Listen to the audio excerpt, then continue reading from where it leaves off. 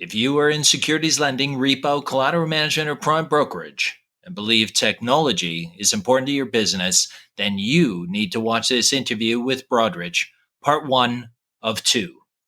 So let's get to it.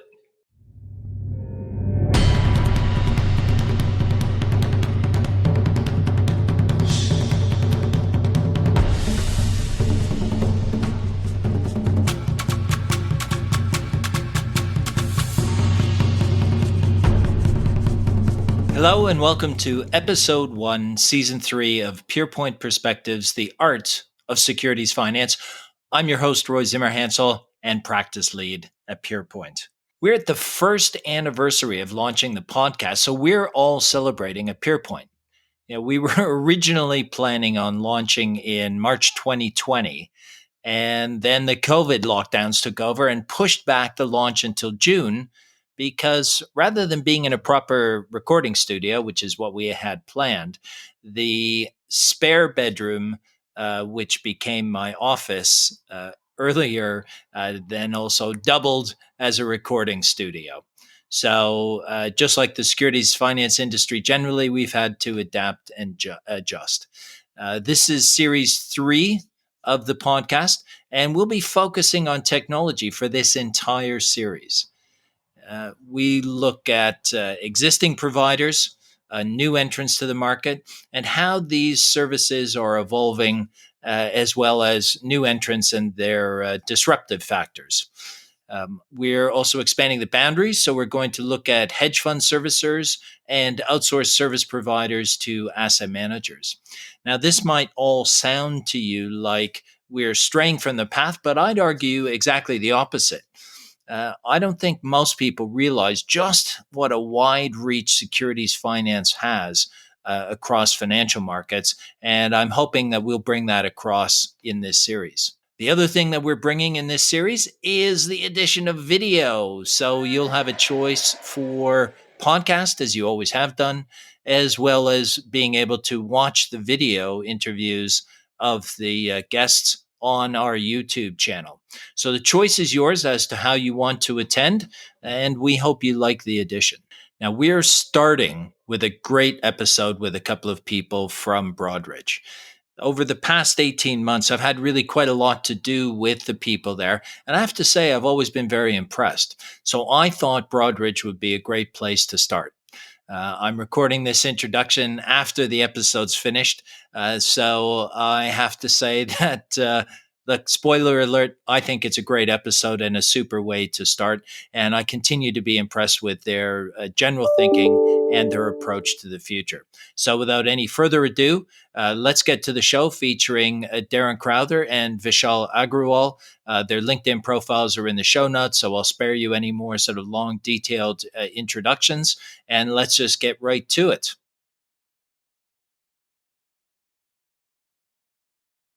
And thanks very much for joining us today. Maybe I can start off by asking you to introduce yourself. So, Darren, maybe you go first. Yeah, sure. Hi, I'm Darren Crowther. I'm the General Manager of Broadridge Securities Finance. The General Manager term basically means I'm the P&L owner and operational head of the group. As you know, Roy, I've known you for a while, but I've been doing this role about 13, 14 months now, so pretty much at the beginning of the pandemic till now. So a bit of a baptism of fire, to be honest. But yeah, it's been good, and I brought a lot of experience from my foresight days in the few years I was with Broadridge. So it's been an enjoyable experience, and I'm really looking forward to today. Actually, it should be good fun. Great. And Vishal, please introduce yourself. Hi, I'm Vishal Agarwal. I lead part of our international technology portfolio. And in that role, I'm basically responsible for defining our technology roadmap. Where do we want our technology to be and how do we get there?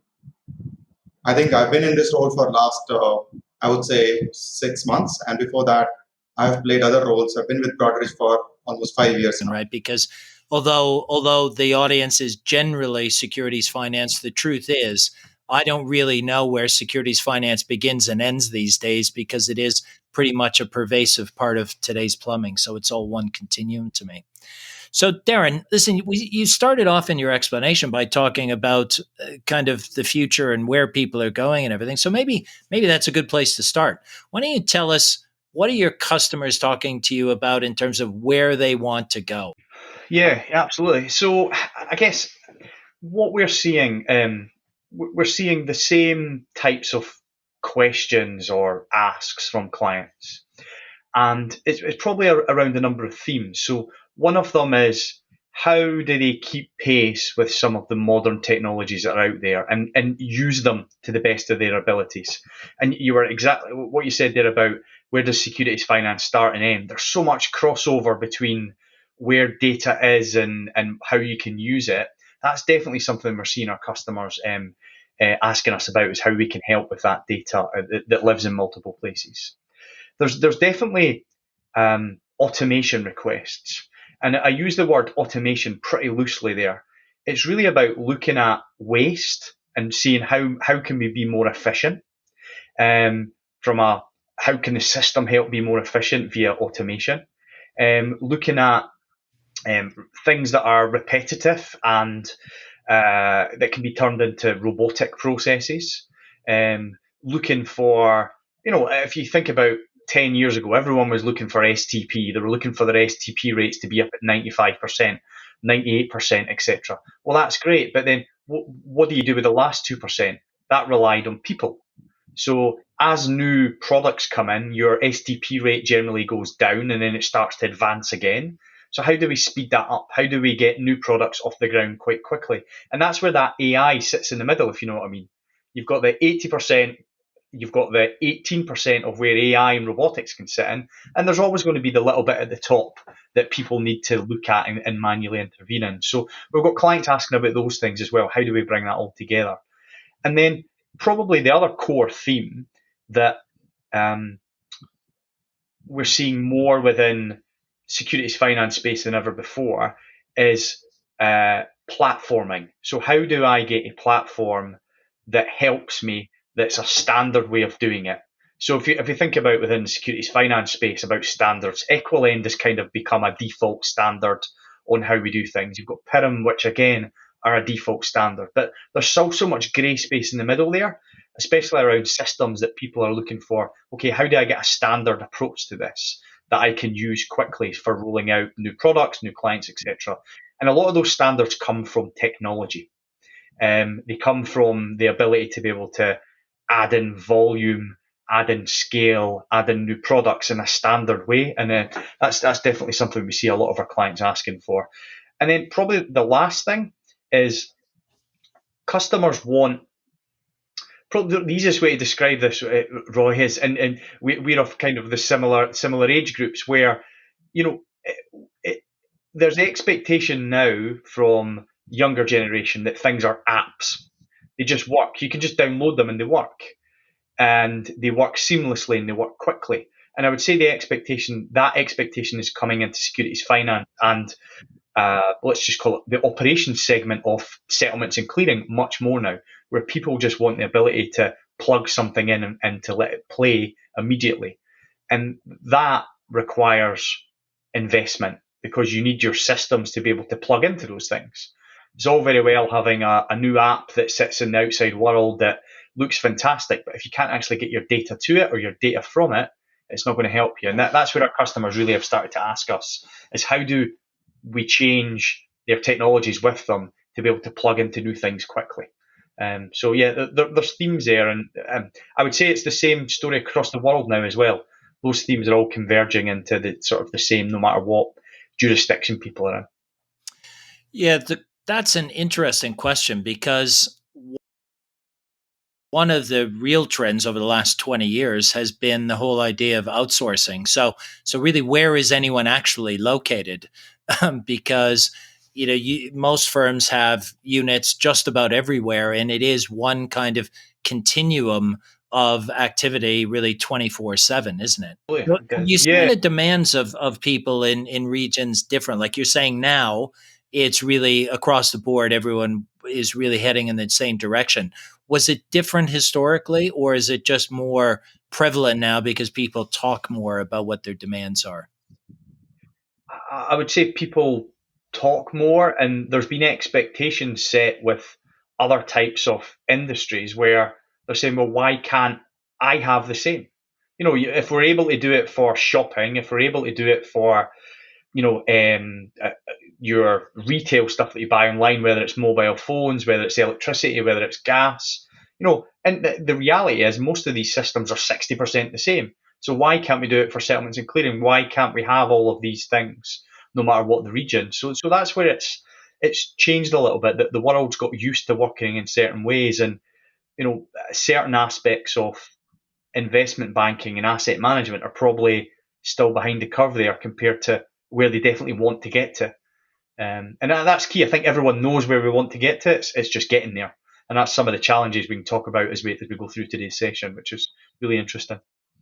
Yeah, well, Vishal, that kind of takes us on to kind of the technology side of it. Look, I'm a simple guy. As Darren says, I have all kinds of apps. I can download an app today that will change my life today, right? Help me track something, help me get information, help me buy something, help me with analytics. I can, that takes seconds. So why is really the entire investment community, why is technology really behind? Why isn't it already meeting the demands of the community? I think just to build on what Darren said, what we are hearing from our client is their biggest concern right now is a change of pace of technology, right?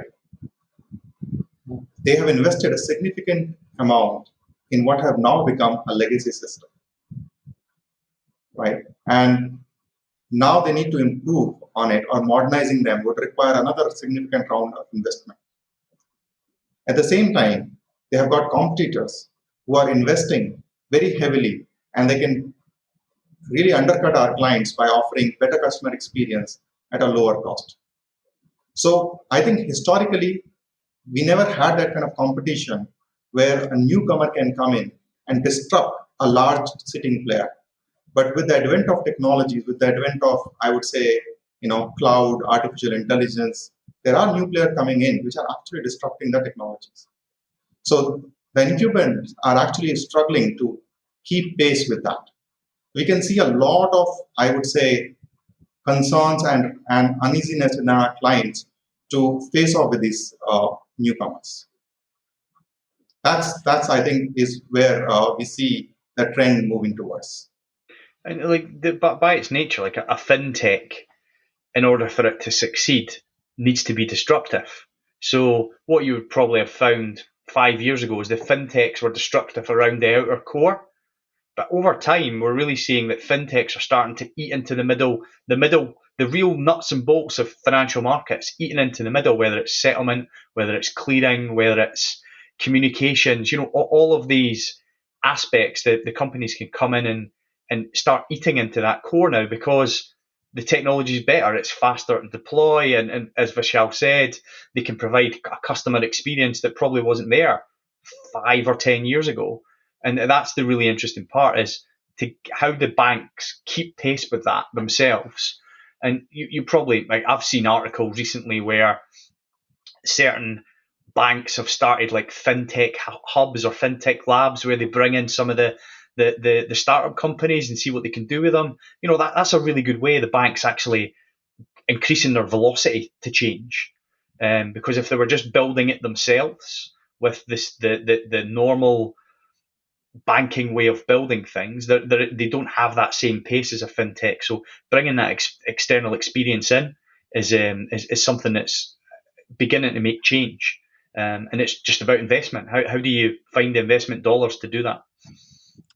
Well, at the end of the day, that's the question, right? So how do you actually fund this? So we've just been through this phase of SFTR, which took a lot of investment, took a lot of people resources, took a lot of time, and really at a time when revenues haven't necessarily been the best. Now we're kind of past the live phase of SFTR, although I wouldn't actually say it's business as usual yet. There's still lots to do there. But where does the funding come from? Because if I was a business head, I'd be going, yeah, forget about all that infrastructure stuff you talked about. Forget that. I want stuff that'll make me money today. I mean, what are the thoughts and views that you're getting from people on that? Well, I guess it's about I'm the same mindset. It's like, well, why would we want to do AI? Like, let's just focus on doing other stuff. But if you think about it logically as a story, it's okay. I'm not a clever guy either. You used the phrase earlier, so it's like, okay, why would this work for me? How does it then make my business better? So it's going to make your business better in a couple of ways. It's going to reduce your cost, it's going to reduce your risk, or it's going to allow you to make more money. So let's hope it does all three, right? Because that's if you can get all three things happening with that investment, why would you not invest? Because your revenue can go up, your costs can go down, and your risks can start to lessen. So it's about that story of understanding what it is, understanding about, is it a revenue driver, is it a cost saver, is it a risk reduction play that you're doing, or hopefully all three, and then how do I get there? And I think that's the key aspect then is, okay, well, I understand what it is, I understand the benefits, but how do I then transition towards it? And I don't think there's a simple step there. It's not a click of the fingers. There's a path that you need to go down there as well.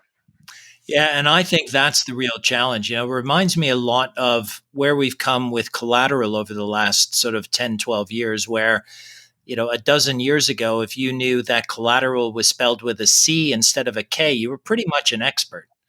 But there was no real copycat pathway to say, you know what, that firm does it really well. We're going to copy that, but we're going to tweak it so that it fits for our organization. Everyone's kind of been making it up as they go along, and we're in a different place today. But go back 10 years ago, there was that was the challenge, and I think it's the same thing with technology. Every company that talks about this, they talk about wanting to innovate and being innovative. And truly, I think that it's a word that I've used to describe it as latervate. What they want is someone else to innovate, and then they'll do it later after the other guys have proven it, right? And one thing I'm curious about, Vishal, with those disruptive new challengers, are they able to be disruptive because technology has advanced, or is it their own mindset and the way that they market their products or focus their products? Is it just the fact that it looks better to customers, or is it customers just being more demanding? And any thoughts on that? I think there are multiple factors that plays into a disruptive, I would say, trend, so to speak. Definitely, technology plays, as we all know. Most of the bank actually call themselves a fintech themselves, right? Because whatever they are doing, underlying thing is actually technology. So technology definitely is one thing which is disrupting. But at the same time, I think it is also the mindset of how quickly and how effectively you can implement that to keep pace of it. While we are talking about, people who want to follow a disruptor, at the same time, the pace of change is so fast nowadays that if you wait for too long, somebody can actually come along and really hit at your market share. So banks needs to keep pace with technology. At the same time, I think you touched upon another question of funding. How does the funding come from? So if you look at it, all these new technologies, artificial intelligence, ML, banks are basically, they need to keep pace with it because it helps them to reduce their risk and enhance their return. And that's what the banks and asset manager need to stay competitive. So I guess it's a combination of all these factors which helps us to really call somebody as a disruptor or a follower of a disruption. Darren, you mentioned three things, revenue enhancement, risk reduction, or operational efficiency. I think are the three things that you identify. I put a fourth to that, and that is timing, right? Because I've worked in banks for a long time, and the biggest challenge I see is that the project is for 18 months or 2 years or 3, or we have a 10-year I mean, none of that ever happens. And I can't see a business head today taking a decision on any of those really sensible things you talked about with an extended time horizon. So isn't that a challenge? Yeah, it is, and there's a playoff there between fully functioning features and MVP, so like minimal viable product. And we have discussions quite a lot with clients around, okay, we can get you to market with 80% of the functionality in 20% of the time. Well, the rest is still to be done, but there's probably then there's absolute benefits from being an early adopter of something. From working in banks, as a trader, you book the trade, you're done, somebody else's problem. But all those problems downstream, those are the ones that sometimes take a while to really work out how you would want the automation to be. So you can automate the front bit, we can automate the trading decision. So, if we look at some of the AI stuff that's been done by banks, some of our clients, some other banks out there around using AI to help with pricing. So trying to find the right securities financing rate for a security using AI. A few banks out there are doing that today. That's really cool in how they're doing it. They're bringing in data from multiple sources, whether it's live data or pseudo live data from IHS Market, their own data that they can bring in from the street, what the demands are, etc. That can help them with an AI-based decision, which a trader would have had to do before. When that trade's executed, that's all very well, but that trade still goes through the old life cycle of trade execution, goes down to the operations group, goes through validation, goes through settlement, etc. So in those aspects, well, maybe you can't immediately automate what that's going to look like. So let's do an MVP for part of it. Let's leave the more complex part alone just now, and then say, right, next month we're going to then solve the next problem. Then next month solve the next problem. So your 18-month project that you just talked about turns into 18 one-month projects with deliverables at the end of each, which adds value to the business of being able to add more scale, being able to reduce risk, being able to reduce the number of people that are on there, and eventually you start eating away at the problem. I do think that there's two, for people who listen to this who are not technology people, there's two sort of ways of doing projects. There's what's called waterfall, which is you basically take a nice long project all the way across, and there's agile, where you have little small projects that run all the way across. And agile is definitely the way that fintechs work now. It's definitely the way that software gets developed now as well. And if you can have lots of little agile deliveries, you start to mitigate some of that. It's an 18-month project before I get value part of it. It may not be the full value, but you'll start to see value very early on. And that's key to success there. And Vishal, does that change kind of how things are developed? Does that change the approach from the system development side of it and the implementation and the testing? Because one of the challenges, obviously, is if you have lots of small implementations within a large project, that's a lot of testing. It's a lot of the infrastructure around that, gets added onto. So while you might have some enhancements along the way, you've got a lot of, I would call it admin around that. So you can tell I'm not really a tech guy, but it is about that. So doesn't that offset some of the benefits Darren was talking about, where you see early value by doing smaller pieces because it's actually just a heavier lift? I think what Darren talked about in terms of agile implementation fundamentally changed the way we look at a system. Instead of, in fact, adding anything more to it, it helps us to reduce waste.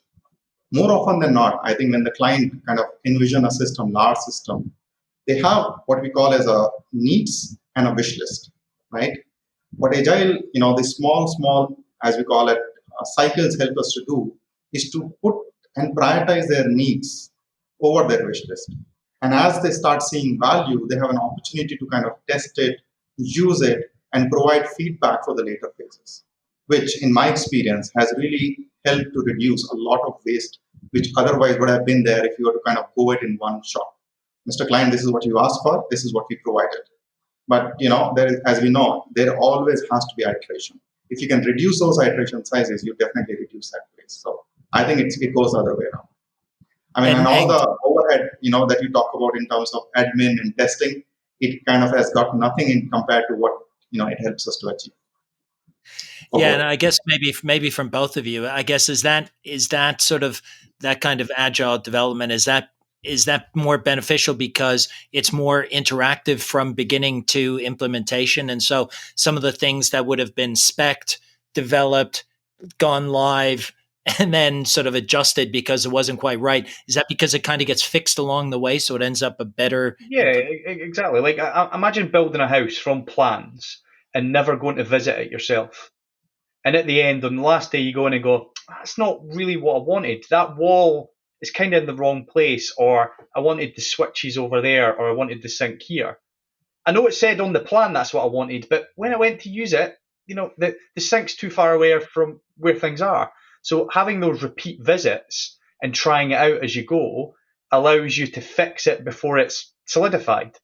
And I think that's the real key with Agile is constantly looking at what you wanted versus what's been delivered and saying, yeah, that's okay, that's perfect. Or can we have a little tweak here before we go on to the next phase? Or as part of the next delivery, can you make that small change for me? Agile and its principles are, you still have a scope. You don't get to say, well, I know I said I want a 1-story house, now I want a 3-story house. It's not that type of scope change. It's more about the details of when you actually use something. What's the user experience like? What's the integration point like? How is it going to work? And that's where having those principles of always looking at what you've done on a cycle basis really helps. But like going back to what we're talking about the modern or the more modern things that people are looking for, if you tried to deliver an AI-based project on a non-agile basis, it would fail. Simple as. So you know what I mean. Like these new things are coming along. Agile is taken as a given. There's no discussion on whether it's better or not. That's how we're doing it. So, and that's the thing to think about as well, is the world's changed to such an extent where these small projects that can run are running agile, and this is it. There's no other way around it, and it's key to its success, and that's why these smaller fintech startups do succeed, because they can just go in and say, right, what are we going to do today? It literally is, what are we doing today based on the needs that we have from the client? And that banks have really started to think about like that way as well. I work with a couple of customers who have gone down that path, and they went down what you said. Is it going to be harder? Is there more admin? Is there more work to do? Is there more testing to do? Well, there's always more of something. So let's make it something that's of value as opposed to something that's waste. And that's been the real success for me, seeing the last sort of 10 years of change. Is there's definitely less waste in some of the processes. And it gets back to what you said about the fourth thing, timing. If you can reduce waste, if you can do it faster, if you can get the timing there, it works a lot better. Absolutely. You can get your MVP out there, very, very fast, something which is real value to you and your clients. Yeah, that's got to be rewarding for the IT development team as well, to see actually the output of it, right? Because the users always end up with the output, whether they like it or not. They get the results of whatever the work has been done. But it's got to be better for the development team to say, actually, we worked on this and they're using it and it's working the way that they wanted it to. That's got to be just personally quite satisfying. Yeah, I think it is. Certain people like it more because they get that feedback loop really quickly. You can say to them, if you put it in a perspective of reality, you're saying, well, once at the end of the project, we're going to be very critical of you, or we're going to be critical of you of small things 10 times. Which one would you prefer? Because either, it's like users will always be critical of what they want changing. But I would rather be told 10 small times than one large time at the end and realise that all the effort that you've put in is now have to be reversed out and do something else. So that's where it's definitely a mindset thing as well, to sort of really buy into the theory of the smaller cycles and how it works. And without it, going back to it, we wouldn't be able to do things like robotics and AI, because it really has to be small deliverables that are complete and add an advantage. So I think from my experience, I came from a time when there was only waterfall to what we do almost only agile at this point. And just to answer your question, I would not like to go back. This is how rewarding it has been. Yeah. So Darren, you gave us one example of using current or reasonably current pricing to input into new trading. And I think trading has been the focus of so much of the technology development that we've had, really since I've been in business. And that makes sense because visually you look at it and you say, well, the trade is where we make the revenue. So of course we want to be the best at that. But I think, the variability between the fastest and the slowest is really kind of compressed pretty dramatically. So, Yeah. so the next phases of AI, where else do you see obvious places or places that are already underway for AI application? Well, if you, well, I get there's good couple of examples. So if you think about something probably that's think about reconciliations. So reconciliations are basically rules engines that you code up or define what rules you want around matching. And then one day a new trade comes in and there's a break and you go, oh, I need to add another rule. I've just realised, yeah, okay, we've started to trade in Netherlands now. We haven't before. There's a difference in something else we need to add in a new rule. So you have to do more coding. AI with reconciliation does that for you because it learns. So instead of you having to code in a new rule, you can say, well, that's actually a match. And you go, okay, why is that match? So AI then starts to learn about why you've done that, and it starts to build its own rules. So like reconciliations in AI is a really good tool to save you having to go back and make further changes.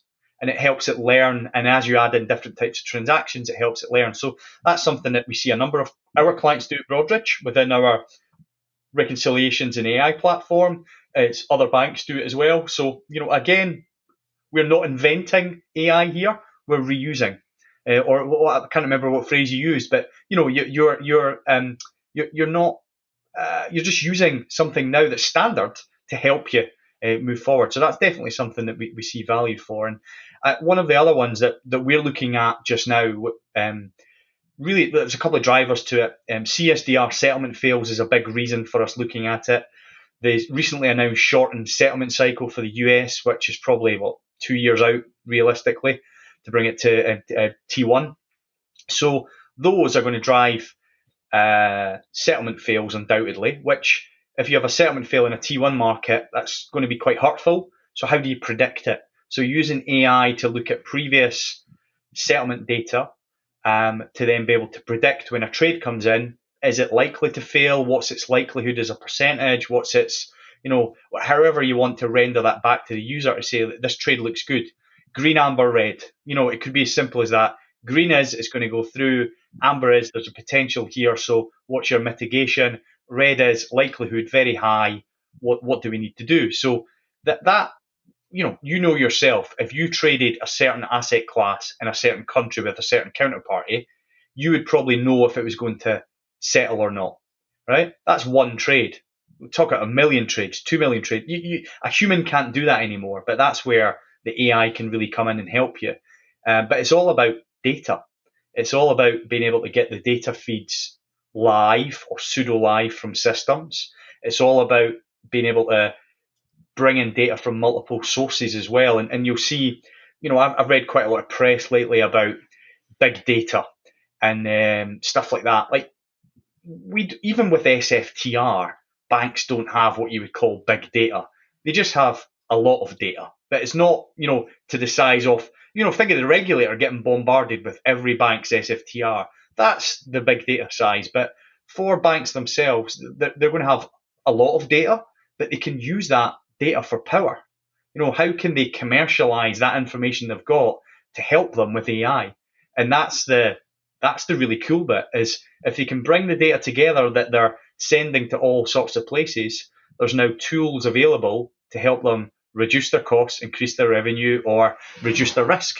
So, that's what we're really seeing as a really good use case is settlement fail prediction. Because there's obviously penalties if we fail, so we don't want that. But we think about settlement fails for recalls as well in a short settlement cycle market. All of this stuff, it's going to be really cool tools that you could build to help you there. And I think for probably the next year, our focus will be around MVPs for that. How can we do it in little cycles to help?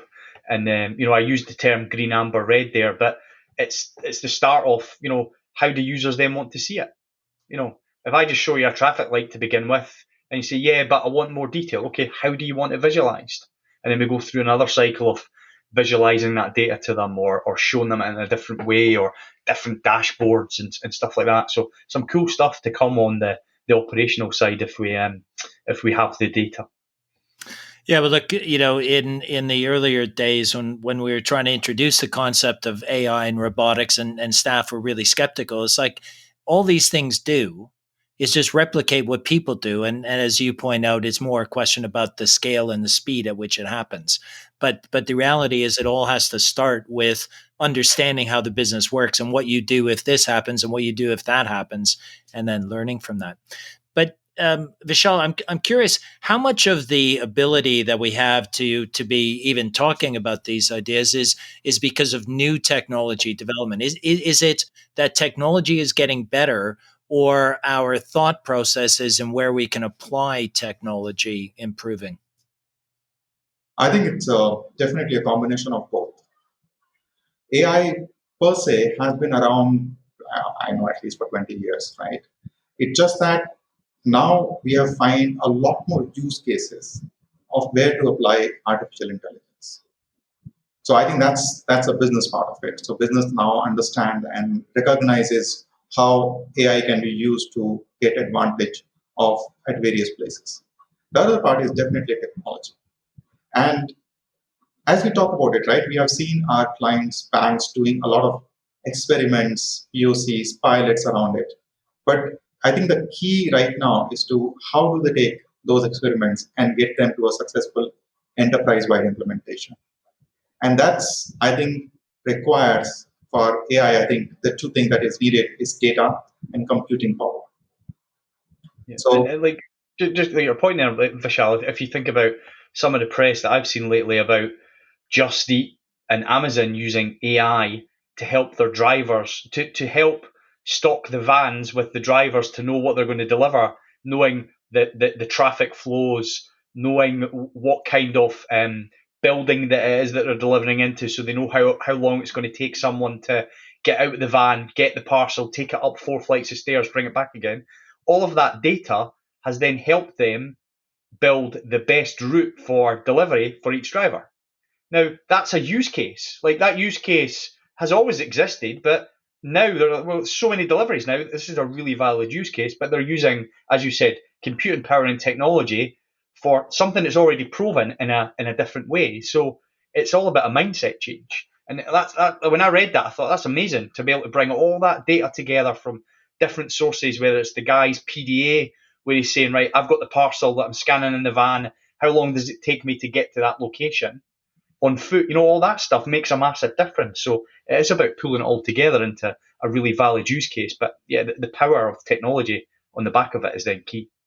and I just to add last point on the why technology, which is available now, is useful, is take an example of a Google self-drive car. There's an estimate which says that in an hour, this car drives or generates 1 billion data points.